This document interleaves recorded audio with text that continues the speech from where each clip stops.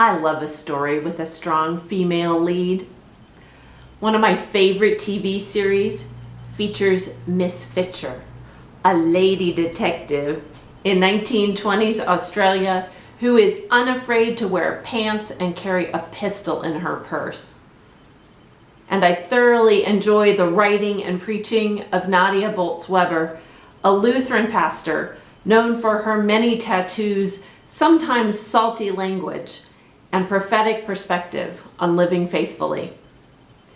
Give me a female lead who isn't afraid to speak her mind and take charge. I think what I love about a strong female lead is that she inevitably steps outside the lines of cultural acceptability. She challenges our assumptions about how a woman is supposed to act or talk or think. Even here in the 21st century, we may still expect women to take a quieter role, to assert themselves gently, even deferentially, to be indecisive or inarticulate. And if that woman looks younger or has darker skin or speaks with an accent or was born in another country, those gender-linked assumptions multiply. I think that's the reason the Magnificat intrigues me. It's a daring, bold, and prophetic song of power and justice, sung by a dark-skinned woman in her childbearing years, who is a religious minority in an occupied land. It's not meek or mild, and neither is Mary. Luke describes Mary only as a virgin living in Nazareth. The word translated as virgin means she has not yet borne a child.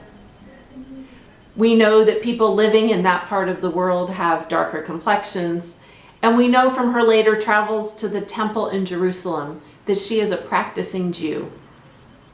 That's all we know about her. She's a young woman like any other young woman living in a small town at that time. And she is everything we would discount as strong and powerful.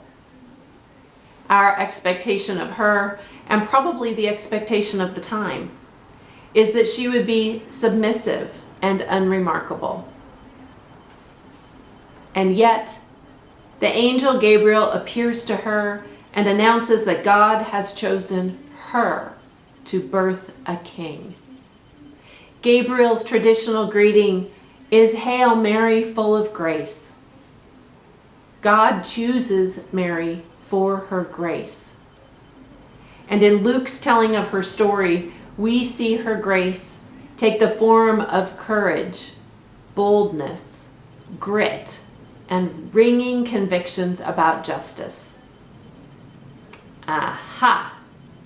There's that strong female lead who breaks down our stereotypes of meek women. Mary may be initially speechless and a little confused at the appearance of an angel, and who wouldn't be? When she finds her voice, she challenges the angel about her qualifications to be pregnant when she hasn't been intimate with a man. She listens to the angel some more, considers what she hears, and then she makes a choice. She doesn't just give in to the will of God. She makes a thoughtful choice to act in faith. It takes a strong and independent woman to say to the angel of the Lord, "Here I am." Mary, wanted by God for her bold, adventuresome, independent spirit, decides to bear a holy child for a bold agenda, to bring the mighty down from their thrones, to scatter the proud in the imagination of their hearts, to fill the hungry with good things, and send the rich empty away.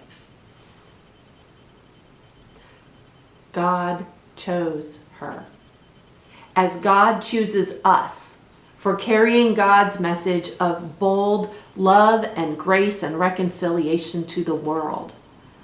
And Mary chose God. Probably not without some doubt and hesitation, some wondering what she was really agreeing to. She said yes to God's invitation to be part of something new and unknown.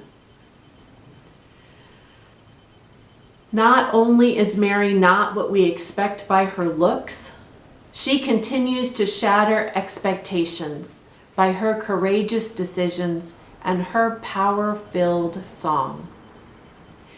Rachel Held Evans writes, and I quote, "With the Magnificat, Mary not only announces a birth, she announces the inauguration of a new kingdom, one that stands in stark contrast to every other kingdom, past, present, and future, that relies on violence and exploitation to achieve greatness."